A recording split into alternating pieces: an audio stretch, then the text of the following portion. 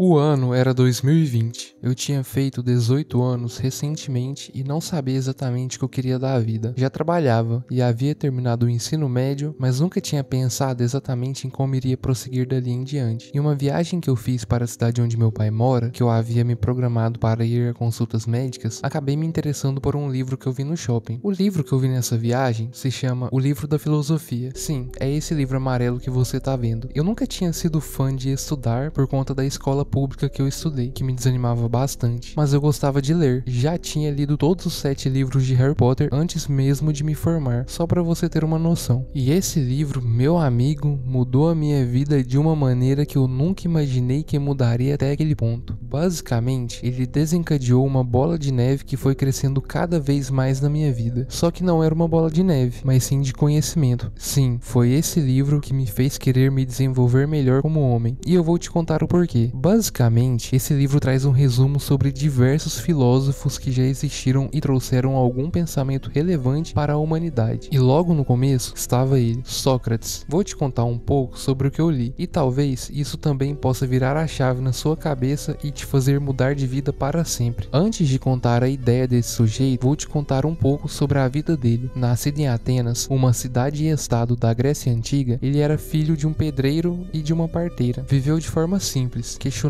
tudo ao seu redor. Sócrates incomodou os poderosos com suas perguntas e foi condenado à morte. Recusou fugir, preferiu morrer fiel ao que acreditava. E foi aí que eu entendi o verdadeiro poder das perguntas. Ele não escrevia livros nem se dizia sábio, apenas fazia perguntas simples, mas tão bem colocadas que desmontavam montanhas de certezas. Vou te mostrar na prática como ele fazia. Sócrates chegava e perguntava: "Você acha que os deuses sabem tudo?" E o indivíduo respondia: "Sim, porque eles são deuses." E então Sócrates perguntava novamente: "Alguns deuses discordam de outros?" E o indivíduo respondia: "Sim, claro que sim, eles estão sempre brigando." Sócrates então perguntava mais uma vez: "Então os deuses discordam sobre o que é verdadeiro e certo?" E o indivíduo: "Imagino que sim." E Sócrates: "Então, alguns deuses podem às vezes estar errados?" E o indivíduo: "Pode ser." E a conclusão? Então os deuses não podem saber de tudo. E pronto, em poucas perguntas, o que era certeza virou dúvida. O indivíduo não foi humilhado e nem corrigido, ele simplesmente pensou. E esse era o método socrático, uma conversa simples, um caminho feito por perguntas que te levavam não à vitória, mas à verdade. Sócrates não queria vencer discussões, não queria fama e nem seguidores, ele queria sabedoria. E achava que o primeiro passo para isso era admitir o que ninguém gostava de admitir, que ele não sabia de nada. Foi esse jeito de pensar e viver que o tornou conhecido em Atenas e lembrado até hoje. Ele simplesmente falava sobre a vida real, sobre o que é ser justo, sobre o que é ser bom e sobre o que é ser verdadeiro. Mas, em vez de trazer respostas prontas, ele fazia o oposto, questionava aquilo que as pessoas achavam que já sabiam, e isso incomodava muito. Muitos viram nele um perigo, acusaram-no de corromper a juventude, de fazer as pessoas duvidarem dos costumes e tradições, mas na verdade ele estava apenas desafiando as ideias que nunca haviam sido examinadas. E mesmo quando foi condenado à morte, Sócrates não se curvou, preferiu morrer fiel ao que acreditava. Na sua defesa, e registrada por seu discípulo Platão, ele disse a frase que até hoje ecoa: "A vida irrefletida não vale a pena ser vivida." Essa frase ficou cravada em minha mente como uma lança em um peito, porque até aquele momento eu também não havia refletido sobre a minha vida. Eu só ia vivendo, empurrando os dias e esperando que alguma coisa boa acontecesse em algum momento e que tudo se encaixasse por conta própria. Mas depois de ler sobre Sócrates, eu percebi que precisava refletir e progredir. E Sócrates mesmo diz: "Cuidar da alma é o mais importante, muito mais do que dinheiro, fama ou status." Ele acreditava que sem autoconhecimento, a alma vagava perdida, confusa e aturdida, como se estivesse bêbada. E não era uma metáfora qualquer, era um alerta. Viver sem refletir é como andar cambaleando na escuridão e tropeçando em si mesmo, sem rumo nem clareza. Já uma alma que busca sabedoria alcança equilíbrio, lucidez e paz. No fim, Sócrates acreditava que ninguém faz o mal de propósito, que todo erro nasce da ignorância, e por isso conhecimento é virtude. A única coisa verdadeiramente má é a ignorância, que é o não saber, e a única coisa verdadeiramente boa é o saber, mas não o saber arrogante do tipo "eu já sei tudo", é o saber humilde, que começa com "eu não sei, mas estou disposto a descobrir." E foi aí que tudo mudou para mim, quando eu admiti para mim mesmo, como Sócrates admitiu para ele, que eu só sei que nada sei.